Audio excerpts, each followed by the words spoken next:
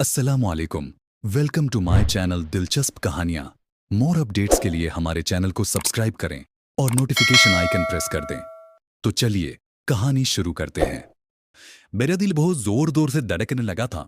मैं उसे धमकी देकर भी पनाह हासिल कर सकता था, मगर हालात के पीछे नजर मैं कोई आर्दी कदम उठाने से गुरेज कर रहा था। ये जुआ भी मैंने इसलिए खेला था कि जो भी नतीजा निकले मुस्तकिल बुनियादों पर निकले। गली से दौड़ते हुए कदमों की आवाजें सुनाई दी और मेरा फोन खुश्क हो गया।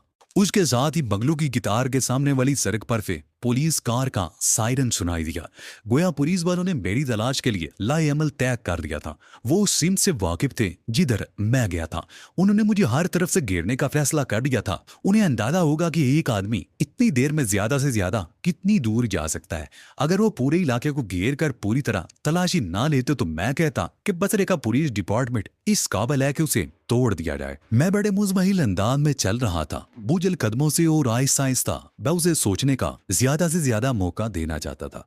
उस पर मेरा अरबा अगर कारगर ना होता तो फिर फौरी तौर पर कोई जाए बना मिलनी मुश्किल थी। ठहरो, ये रूह अफ़ज़ा नुस्वानी सरगोशी बैरे उस वक्त सुनी जब मैं तकरीबन मायूस हो चला था। बैरू का आहिस्ता आहिस्ता उसकी तरफ पलटा। मुझ पर इज़्तिराबी कैफियत तारी हो रही थी, मगर जल्दबाजी से खेल बिगड़ सकता था, इसलिए मैं खुद पर जबर करने के लिए मजबूर था। वो सर्वेंट क्वार्टर से बाहर निकलकर मेरी तरफ आ रही थी। कुछ देर कबल मैं उसकी तरफ बढ़ रहा था तो वो खौफ ज्यादा थी, लेकिन अब वो खुद मेरी तरफ आ रही थी। तुझे कोई खौफ नहीं था। तुम कौन हो? उसने मेरे नजदीक पहुंच कर कहा। और पुलिस तुम्हारे पीछे क्यों लगी है? अब ना तो वो खौफ से लड़ रही थी और ना ही उसकी आवाज में खौफजदगी का कोई तासर था। मैं तुम्हें सब कुछ बता दूंगा, लेकिन पहले ये बताओ कि तुम मुझे पनाह देने के लिए तैयार हो या नहीं। वो लोग मुझे हर तरफ बाहर ढूंढते फिर रहे हैं, किसी भी लम्हे यहाँ पहुंच सकते हैं। अगर उन्होंने मुझे यहाँ देख लिया तो बेमौत मारा जाऊंगा। वो एक बार फिर तजब्जब में मुबतला होगी। मालूम नहीं क्या सोचने लगी थी। बिलाकर मुझे उसको टोकना पड़ा। तुम किस सोच में गुम हो गई? मुझे हाँ या ना में जवाब तो दे दो। उसने चौंक कर मुझे देखा। मैं सोच रही थी अमूमन मर्द औरतों को पनाह दिया करते हैं, आज एक औरत एक मर्द को पनाह देगी। आओ। मैं उसके साथ चलता हुआ सर्वेंट क्वार्टर में दाखिल हो गया। उसने अंदर दाखिल होकर दरवाजा अंदर से बंद कर लिया। एक कमरे के क्वार्टर में गहरी तारीकी छा गई। फिर उसने एक लाइट जला दी। खिड़कियां और दरवाजे बंद होने से लाइट बाहर नहीं जा सकती थी। रोशनी होते ही मैंने उसका जायजा लिया। वो खासी खुश शक्ल लड़की थी, उम्र 25 से 30 के दरमियान रही होगी। मेरी तजर्बेकार निगाहों से उसका पेशा पोशीदा नहीं रह सका और मुझे हैरत हुई जिस पेशे से उसका ताल्लुक था उसमें तो हर किस्म के लोगों से वास्ता पड़ता है। फिर वो इस कदर खौफजदा क्यों हो गई थी? वो भी मुतजस्सिस नजरों से मुझे देख रही थी, शायद मेरे बारे में ज्यादा से ज्यादा अंदाजा करना चाह रही थी। मगर वो जो अंदाजा भी लगाती गलत ही होता। मेरी हकीकत तक पहुंचना आसान काम नहीं था। रात सोने से कबल मैंने और टारमंडू ने जो मेकअप किए थे उनकी बदौलत हम दोनों के खदो खाल मुकामी लोगों जैसे हो गए थे और अब हमें गैर मुल्कियों की हैसियत से शिनाख्त नहीं किया जा सकता था। जो भी हमें देखता मुकामी ही समझता। टारमंडू की जिंदगी का तो कोई भरोसा नहीं था, अलबत्ता मैं मुश्किल हालात का मुकाबला करने के लिए जिंदा था। तारीख शायद है कि मर्द ने हमेशा औरत के दामन में पनाह ली है। मैंने उस पर से नजरें हटाते हुए कहा। अब मैं कमरे का जायजा ले रहा था। वो सिर्फ एक कमरा था और बस छत पर एक पंखा टंगा हुआ था जो इस वक्त भी चल रहा था। एक दीवार के साथ लड़की का पुराना सा रैक रखा हुआ था जिस पर गर्द की तह जाहिर कर रही थी कि उसे अरसा दराज से इस्तेमाल नहीं किया गया। एक स्टूल था जो कभी बैठने के लिए इस्तेमाल किया जाता होगा। इसके अलावा कमरे में जो सामान था वो एक जलंगी सी चारपाई थी जिस पर एक बोसीदा सा गदा बिछा हुआ था। गदे पर बिछी हुई चादर न सिर्फ मैली थी बल्कि इस कदर तय दामन थी कि अपनी तमाम तर कोशिशों के बावजूद गद्दे की बोसीदगी को छुपाने में नाकाम थी। एक तकिया भी था जो अपनी ज़ाहिरी हालत के एतबार से चारपाई, गद्दे और उस पर बिछी हुई चादर से हम आहंग नजर आ रहा था। मेरी बात सुनकर वो जोर से हंसी। तारीख के बारे में तो मुझे मालूम नहीं, अलबत्ता मेरा जाती तजुर्बा तो यही है। उसने कहा। अब वो कतई खौफजदा नजर नहीं आ रही थी। मेरी निगाह चारपाई के नीचे रेंग गई जहां एक उम्दा किस्म का मुख्तसर सा सूट केस रखा हुआ नजर आ रहा था। इस सर्वेंट क्वार्टर में वो वाहिद चीज थी जो इस लड़की की शख्सियत और इसके जिस्म पर मौजूद लिबास से मैल खाती थी। मालूम नहीं तुम कौन हो और पुलिस तुम्हारे पीछे क्यों लगी है। सूरत से तो तुम मासूम नजर आ रहे हो, मगर जरूरी तो नहीं कि आदमी का जाहिर भी उसके बातनी की तरह हो। तती जरूरी नहीं। मैं मुस्कुराया। बल्कि जाहिर और बातन कभी यकसा नहीं होते। बस औकात तो खुद पर भी अया नहीं होते। आदमी खुद को दरियाफ्त करते करते चल बसता है। मेरा नाम सोनिया है। वो भी जवाबन मुस्कुराई। अगर तुम्हें जमाने के सर्दो गर्म की जरा सीधी हवा लगी है तो तुमने अंदाजा लगा लिया होगा कि मेरा पेशा क्या है। मुझे मालूम है कि औरत को देखकर अच्छा खासा अहमक भी फलसफा बोलने लगता है। तुम सूरत से तो मासूम नजर आते हो मगर अहमक हरगिज नहीं हो सकते। तुम्हारी आंखों की चमक तुम्हारी जहानत की अक्कासी करती है। मेरा नाम अली है और मैं अमली आदमी हूँ मगर तुम्हारे तजर्बे को चैलेंज करने की जिसारत नहीं कर सकता। तुम्हारे बारे में मैं अंदाजा कर चुका हूँ। तुम पेशावर हो मगर खुद को एहतियात से खर्च करने की आदी हो और इसी बात पर तुम्हारा शुक्रगुजार हूँ कि तुमने मेरी एक सादा सी बात को फलसफे के रूप में सुना, वरना जो कुछ मैंने कहा उसे सदके दिल से हकीकत जान कर कहा था। वो हंस पड़ी। तुम यहाँ पनागदी में ही मेरे मेहमान हो। मेरा कुल सरमाया तुम्हारे सामने मौजूद है। मुझसे किसी बड़ी मेजबानी की तवक्को मत रखना। उसके लहजे में हल्की सी शोही थी। बड़ी मेहरबानी की तवक्को तो मैं रख सकता हूँ, मैंने मैंने खेल लहजे में कहा। हालांकि उससे बड़ी मेहरबानी तो तुम पहले ही कर चुकी हो। वो अफसूता सी होगी। तुम देख रहे हो कि मैंने अब तक तुमसे बैठने को भी नहीं कहा। समझ में नहीं आता कि तुम्हें कहाँ बिठाऊं। मुझे अपने दिल में बिठाओ, आंखों में जगा दो। इस कोठरी में तो मैं अपनी जगह खुद बना सकता हूँ। मैंने गर्द आलूद स्टूल खींचकर बिला तकल्लुफ उस पर बैठते हुए कहा। क्या तुम मेरा मजाक उड़ा रहे हो? उसने वसीले लहजे में कहा। इतना गया गुजरा भी नहीं हूं कि अपने मोहसिनों का मजाक उड़ाता फिरूं, मैंने संजीदगी से कहा। तो फिर तुम्हारी इस बात को क्या समझूं? किसी ओजमन से ये तवक्को नहीं की जा सकती कि वो किसी ऐसी औरत के दिल में बसने की ख्वाहिश करे जो रोज एक नई आगोश की जीनत बनती हो। अगर ओजमंद इसी का नाम है तो मैं बाद आया। मैंने दोनों कानों को हाथ लगाए। वायसरा जितनी इज्जत इन लोगों को देता है जो बगैर किसी मजबूरी के सिर्फ अपनी दौलत के बल पर किसी की मजबूरियां खरीदते हैं, मेरी नजर में ऐसे उन साहिब सरवत लोगों से कहीं ज्यादा मोहतरम होते हैं। और मजबूरियां खरीदने वाले मेरी नजरों में हशरातुल अर्थ से भी ज्यादा बेवकूफ होते हैं। वो एक झटके से जलंगी चारपाई में गिर गई। तुम इंतहाई खतरनाक आदमी मालूम होते हो, उसने मुझे घूरते हुए कहा। पुलिस तुम्हारे पीछे है और तुम इतने सुकून से यहाँ बैठे बातें बना रहे हो। सिर्फ मेरे पीछे नहीं है सोनिया खानम, इस वक्त तक पूरा इलाका घेरे में लिया जा चुका होगा और कुछ अजब नहीं कि हर घर की तलाशी भी ली जाए। ऐसी कौन सी वारदात करके भागे हो कि तुम्हारी खातर पुलिस इतनी सरसरी मोल लेगी? एक गैर मुल्की कत्ल हो गया है और दूसरा शरीर जख्मी है। उसका जाँ पर होना मुमकिन मालूम नहीं होता। दोनों कत्ल तुमने किए हैं? वो बुकला कर खड़ी हो गई। बुकलाई जरूर थी मगर खौफजदा नजर नहीं आ रही थी। मेरे पास तो एक कलम तराश चाकू भी नहीं है। मेरा कसूर तो सिर्फ इतना है कि मैं उस बंगले में फंस कर रह गया था। खुद भी कत्ल होते होते रह गया और जब पुलिस आई तो उनकी नजरों में मैं आ गया। अगर वो मुझे गिरफ्तार करने में कामयाब हो गए तो मैं किसी तरह भी अपनी बेगुनाही साबित नहीं कर सकूंगा। तुमने मुझे मुतमईन करने के लिए ये कहानी गढ़ी है, वरना दर हकीकत तुम ही ने उन दोनों को कत्ल किया होगा। तो तुम्हें यकीन नहीं आया? मैंने एक तवील सांस लेकर कहा। हाँ, ये एक हकीकत है कि मैं झूठ बोल रहा था। उन दोनों को मैंने ही कत्ल किया है और सोच रहा हूँ कि क्यों ना तुम्हें भी कत्ल कर दूं। मेरा दिल बहुत कमजोर है, मुझे डराओ मत। वो खौफजदा ने दाल में हंसी। नहीं, तुम झूठ बोल रहे हो। तुमने कोई कत्ल नहीं किया। तुम कह रही हो तो फिर यही ठीक होगा, मैंने बड़ी सादतमंदी से कहा और सर झुका लिया। ये क्या बकवास है? वो चिढ़ कर बोली। आखिर तुम मुझे सच्ची बात क्यों ही बताते? पहले सच्ची बात बताई थी, उस पर तुमने यकीन नहीं किया, फिर झूठा इल्जाम अपने सर लिया। तुम इस पर भी यकीन करने को तैयार नहीं। अब तुम ही बताओ कि मैं करूं क्या? मैंने बेबसी से कहा। तुम शायद मुझसे खतरा महसूस कर रहे हो, उसने तलख लहजे में कहा। और ठीक ही कर रहे हो। मुझ में ऐसे कौन से सुरखाम के पर लगे हुए हैं कि तुम मुझ पर यकीन करो? शायद तुम्हारे तरनामी शख्स से वाकिफ हो जो यहाँ से चौथे बंगले में रहता है। मैं और मेरा दोस्त उसकी यहाँ ठहरे हुए थे। हमारे सोने के बाद चंद नामालूम अफराद घर में घुस आए। उन्होंने आर्थर को हलाक कर दिया।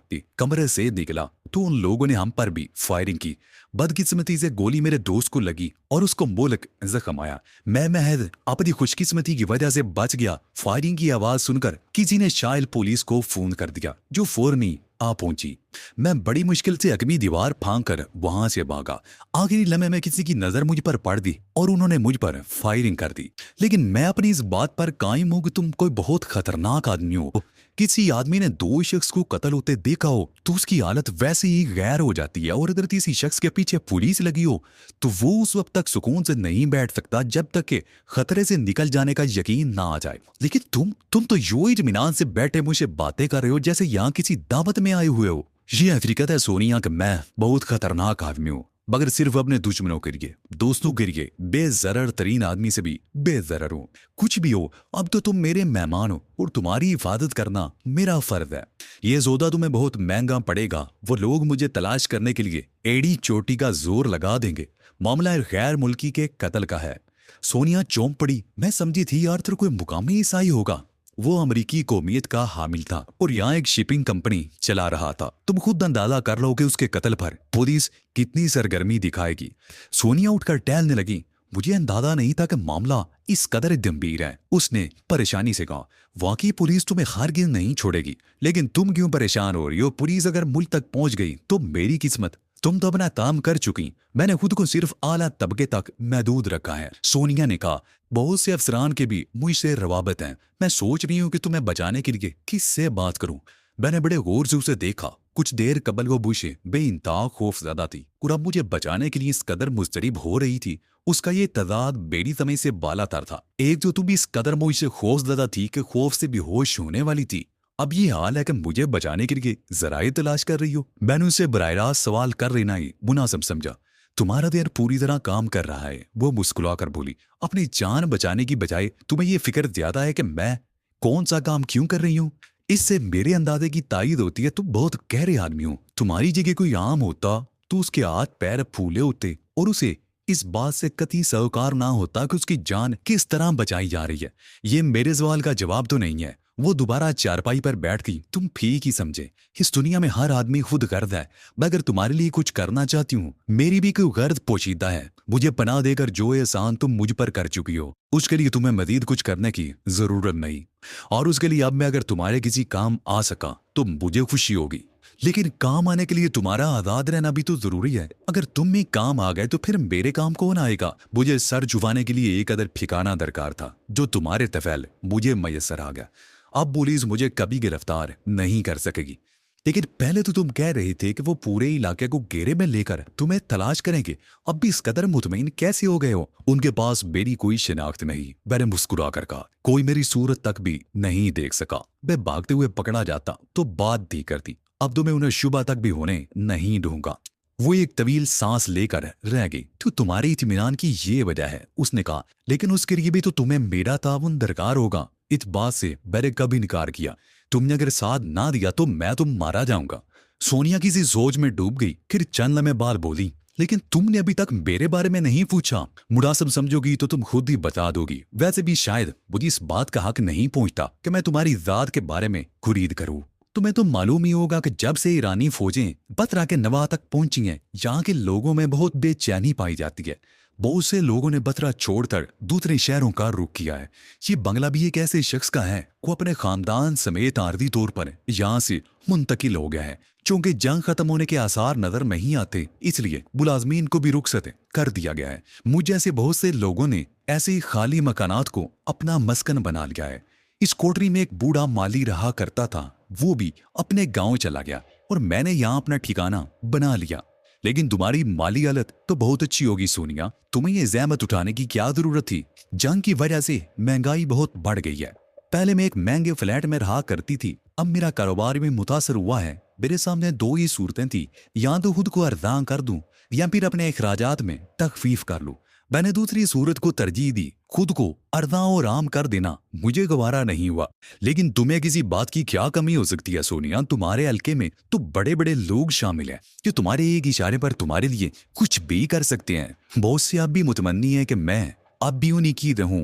कई एक ने मुझे रिहायश और कार तक की भी ऑफर की, मगर मैंने उन्हें टाल दिया। जिस्म का सौदा करना तो मेरी मजबूरी है। मैं अपनी आज़ादी का सौदा क्यों कर लूं? ये तो कारोबार है अली। कारोबार में खुद को गिरवी नहीं रखा जा सकता, रूह का सौदा नहीं किया जा सकता। जिस्म फरोशी तो बहुत थोड़े से वक्त के लिए होती है और उसके इवज मुआवजा भी भरपूर मिलता है।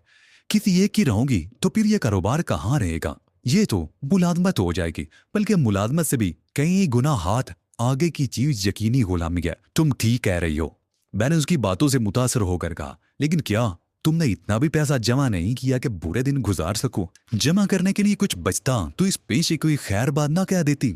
लेकिन तुम तन्हा हो, तुम्हारी खराजात इतने ज्यादा किस तरह हो सकते हैं कि तुम्हारी आमदनी उनके सामने मान पड़ जाए? मैंने हैरत से कहा, मेरे वालदैन जिंदा हैं, उसने धीमी आवाज में कहा। 11 बहन भाई हैं। मेरे वालदैन का पेशा ज़राअत है। दीगर बहुत से किसानों की तरह वो भी जिम्मेदारों के कर्जों में जकड़े हुए हैं। कभी हमारी जमीनें हुआ करती थी, अब कुछ भी नहीं बचा। लेकिन मेरे वालिद को कर्ज की जरूरत पड़ी थी, जो उन्होंने इस ख्याल से सूद पर ले लिया था कि आइंदा फसल पर अदा कर देंगे। मगर ऐसी कोई खुश नसीब फसल कभी पैदा ही नहीं हुई जिसके जरिए कर्ज से मुकम्मल छुटकारा हासिल हो पाता। मैंने जब से होश संभाला है, घर में तंदुरुस्ती का दौरा पाया है। मैंने अपने वालदैन का सहारा बनने का फैसला 18 साल की उम्र में किया था। मैं घर से फरार हो गई थी। शहर आकर मैंने बड़े धोखे खाए और मिलाकर अब मैं धोखा देना सीख गई हूँ। मैंने लोगों की जेबें हल्की करने का हुनर सीख लिया है। मेरे वालदैन समझते हैं कि उनकी बेटी को शहर में कोई उम्दा मुलाजमत मिल गई है।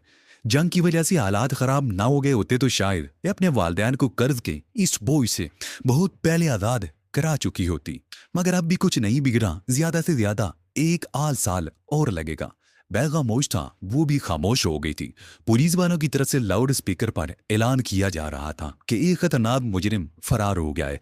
लोग अपने ही घरों में रहें और दरवाजे खिड़कियां अच्छी तरह बंद रखें।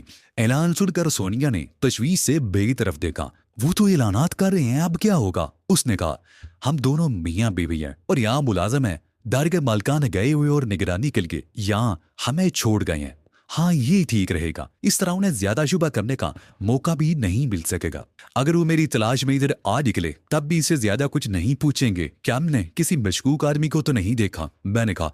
अब तुम ये बताओ कि तुमने रहने के लिए सर्वेंट क्वार्टर ही को क्यों मुंतखब किया? फिर और क्या करती? इमारत तो मुकफ्फल है। ना होती तब भी मुझ में इतनी हिम्मत कहाँ कि इतनी दीदा दिलेरी से किसी और के घर में रह सकूं। अगर तुम यहाँ भी तो रह रही हो, यहाँ और वहां में क्या फर्क है? यहाँ कोई सामान नहीं है। अगर मकीन वापस आ जाएं तब भी कोई खतरा नहीं, लेकिन वहां मुझ पर इल्जाम भी आ सकता है। तुम्हारी बात माकूल है, मगर अब हम यहाँ नहीं रहेंगे। मुझे दरवाजे तक ले चलो, मैं ताला खोलूं। उसने बहुत एहतियात किया, मगर मैंने उसकी एक ना सुनी। उसे यह समझाना मुश्किल था कि सर्वेंट क्वार्टर में हम कम महफूज हैं। बड़े घर के मकीनों से पुलिस भी कतराती है। पहले हमने अकबी दरवाजा आजमाया, मगर वो अंदर से बंद था। अगर हम उसके सामने वाले दरवाजे पर पहुंचे, सड़क पर पुलिस वालों की गैर मामूली सरगर्मियां दिखाई दे रही थी। शायद उन्होंने हर घर के मकीनों से पूछगछ का सिलसिला शुरू कर दिया था। सोनिया सहम गई। तुम अपने साथ मुझे भी मरवाओगे? उसने सरगोशियाना अंदाज में कहा। अगर किसी ने हमें इस तरह दरवाजा खोलते हुए देख लिया तो फिर हमारी खैर नहीं। ये सब मेरे सोचने की बातें हैं। मैंने उसका हाथ पकड़कर खींचते हुए कहा। उनके बाप को भी कुछ पता नहीं चल सकेगा। वो मेरे साथ तकरीबन घसीटती हुई मरकजी दरवाजे तक आई। वो बार बार खौफजदा अंदाज में सड़क की तरफ देखने लगती थी। दरवाजे के सामने पहुंचकर मैं दरवाजे पर झुक गया। वो दरवाजे को अपने हाथ में मौजूद तार की मदद से गैर मुकफ्फल करने में मुझे आल मिनट से ज्यादा नहीं लगा। सोनिया मेरी महारत देखकर हैरान रह गई थी। वो कुछ कहना चाहती थी, मगर मैं उसका हाथ पकड़कर तेजी से अंदर दाखिल हुआ और दरवाजा बंद कर लिया। अब मैं हर एतबार से महफूज था, मगर बाद में मेरा यह ख्याल गलत साबित हुआ। मैंने टिटूल कर दीवारों पर स्विच बोर्ड तलाश किया और लाइट ऑन कर दी। हम फौजी तर्ज के बंगले में खड़े थे। दाएं हाथ की तरफ ड्राइंग रूम था और सामने की तरफ लाउई था।